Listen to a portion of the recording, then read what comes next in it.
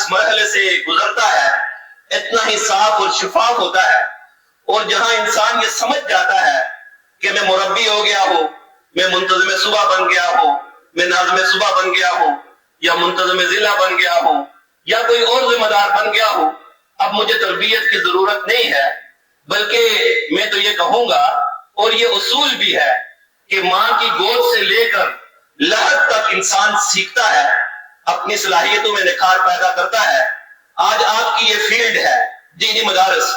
ظاہر اس میں کام کس طرح کرنا ہے، وہ تمام کی تمام تقاضے جو ہیں وہ آپ کو سمجھنے بھی ہوں گے. وہ تمام کی تمام جو ضروریات ہیں وہ انشاءاللہ جب آپ آگے بڑھیں گے، جب آپ محنت، تڑپ اور لگن کے ساتھ آپ کام کریں گے، وَيَرْزُقْهُ مِنْ حَيْثُ لَا يَحْتَسِبُ وَمَنْ يَتَوَكَّلْ عَلَى اللَّهِ فَهُوَ حَسْبُهُ. اللہ تعالیٰ آپ کی ضروریات پوری کرے گا، اللہ تعالیٰ آپ کے وسائل پورا کرے گا. اور عملی طور پہ ظاہر ہم تحریک میں موجود ہیں، ہم مدارس چلا رہے ہیں.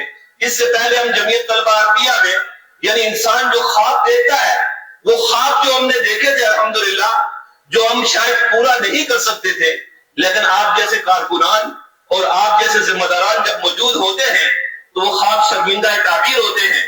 یقین کیجئے آپ نے جو اپنا منصوبہ بنایا ہوا ہے، اور آپ کا جو مستقل آپ کا دستور جمعیت اور نصب العین جو آپ کی آنکھوں کے سامنے ہونا بھی چاہیے اور ہے بھی، جب اس کو سامنے رکھ کے آپ کوشش کریں گے، آپ جذبے سے، لگن سے، تڑپ سے، اخلاص سے، آپ اللہ کی رضا کے لیے، اللہ کی رضا کے اصول کو سامنے رکھتے ہوئے، تو اللہ تعالیٰ آپ کے لیے راستہ انشاءاللہ راستے کشادہ کرے گا.